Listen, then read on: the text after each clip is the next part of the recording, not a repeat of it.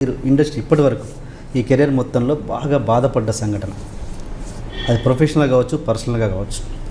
బాగా అంత బాధపడ్డ అదే చిన్న చిన్న చిన్న ఎక్కడ ఏదైనా అవమానాలు కావచ్చు, లేకపోతే ఏడ్చిన సందర్భాలు కావచ్చు, లేకపోతే చాలా పెయిన్ వచ్చిన సందర్భాలు కావచ్చు.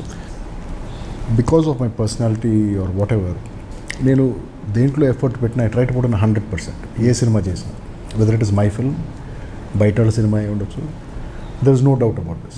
100% ఎఫర్ట్. నేను 100% ఎఫర్ట్ పెట్టినప్పుడు when people cheat me for money, for all the hard work I put in, I work for a remuneration. Remuneration enti, it is my livelihood, the money I use to take care of my family or whatever. Now after working on your project for 6 months or 8 months every day and night, and then you cheat me of that money, I feel very bad. I feel very bad, yeah. అలాంటి experience అంటే without don't mention their names and ఏమైనా ఉంటే చెప్పండి, అదేంటి ఆ experience? No, why can't I mention? No, that recent producer of Laddu Babu, okay, after I worked on that film for nearly 14 months,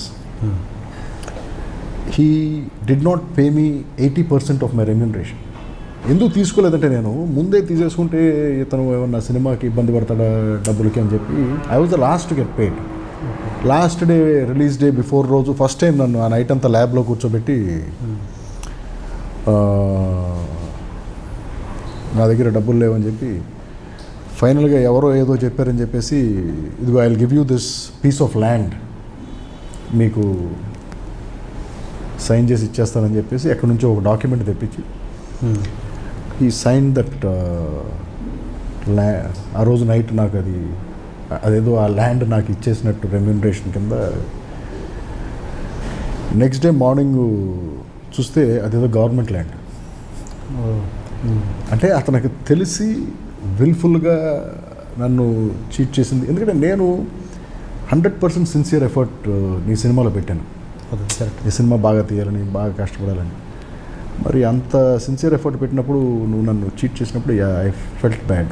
ఎందుకు చెప్తున్నానంటే, that cases in court of the checks issued and all that. ఆ కోర్టులో ఏదో case జరుగుతుంది, but this is the background to that. I don't want to go to court. నా కోర్టుకి వెళ్ళాలి ఎందుకు? నువ్వు నన్ను సినిమా చేయమని వచ్చి అడిగావు, నేను నీకు సినిమా చేశాను, నేను నీకు కష్టపడి పనిచేసినందుకు నువ్వు నన్ను మోసం చేసావు.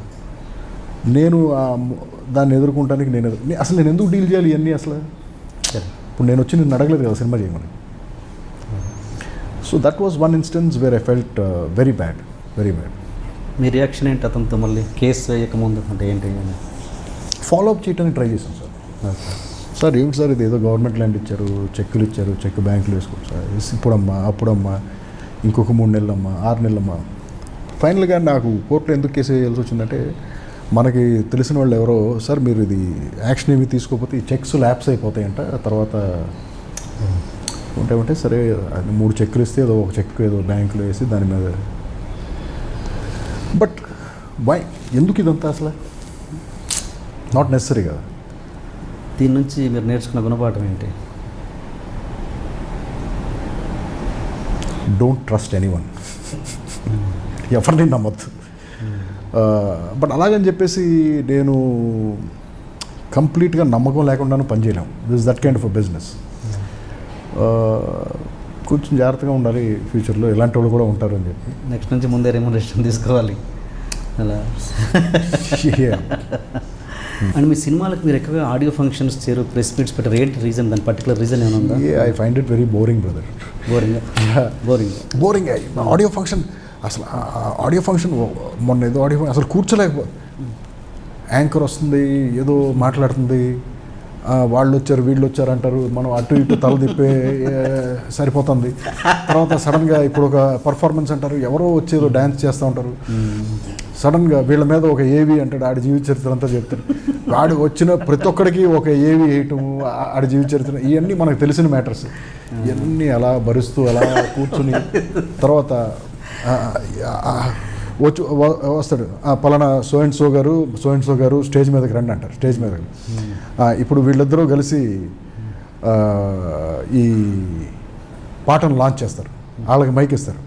ఆ మైక్ పట్టుకున్నాడు ఇక్కడ ఏం చేయాలో తెలియదు ఇప్పుడు అంటే మళ్ళీ ఆవిడ వస్తుంది సాంగ్ స్టార్ట్ అనండి లేకపోతే ఇదేదో అనండి అక్కడ ఒక చిన్న కన్ఫ్యూజన్ అటు సాంగ్ స్టార్ట్ అని చెప్పేసి ఇప్పుడు అక్కడ స్క్రీన్ జరుగుతూ ఉంటుంది ఆ మనిషికి ఎటు వెళ్ళాలో తెలియదు ఇటు వెళ్తే ఈ స్క్రీన్కి అడ్డంగా నడుస్తాడు ఇటు వెనక్కి వెళ్ళిపోతే మరి మైక్ ఎవరికి వెళ్ళి ఇలా no I watch these functions so boring ఈ ఆడియో ఫంక్షన్స్ ఫార్మాట్ మారితే దాన్ని మీరు బ్రేక్ చేసి డిఫరెంట్గా ప్లాన్ చేసి అది నాకు కొత్తగా ఏం చేయాలో తెలియట్లా సో అందుకే అసలు ఏది చేయకుండా కామ్గా కూర్చుంటే బెటర్ అని చెప్పి సాఫ్ట్ లాంచ్ చేసేస్తా ఉంటాం ఏ రేడియో స్టేషన్కి ఎవరికో ఇచ్చేసి మీరు ఆడియో లాంచ్ ఇమ్మనేసి చెప్పేస్తాం they are so bloody boring అండి ఆ ఆడియో ఫంక్షన్స్ అది ఆడియో సెల్ఫ్ డబ్బా ఫంక్షన్స్ లాగా ఎవరి గురించి వాళ్ళు మాట్లాడటం కానీ లేకపోతే యాంకర్ ఇంకొకరిని పొగటం ఈ విషయాలన్నీ అందరికీ తెలుసు సార్ ఇప్పుడు మనం ఒకటి గురించి పొగుడుతున్నాం ఇతని సినిమాలు ఆడిని ఇతను పెద్ద సూపర్ స్టారు లేకపోతే ఈడు పెద్ద గొప్ప మ్యూజిక్ వాయించాడు ఇవన్నీ అందరికీ తెలిసిన విషయాలే మళ్ళీ చెప్పి అది మరి ఆ టెలివిజన్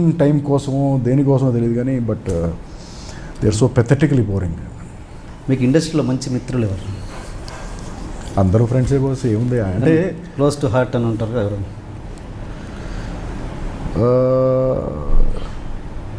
నేను బాగా ఎక్కువ ఫ్రెండ్షిప్ చేసేది సురేష్ బాబుతో.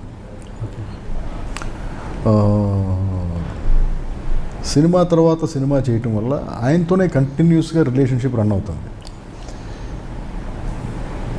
బయట తక్కువ పని చేయటం వల్ల సో ఎవరితోనూ ఎక్కువ ఇంటరాక్షన్ లేకుండా పోయింది. సో మనకు అందరూ తెలుసు, అందరికీ నేను తెలుసు, కలిసినప్పుడు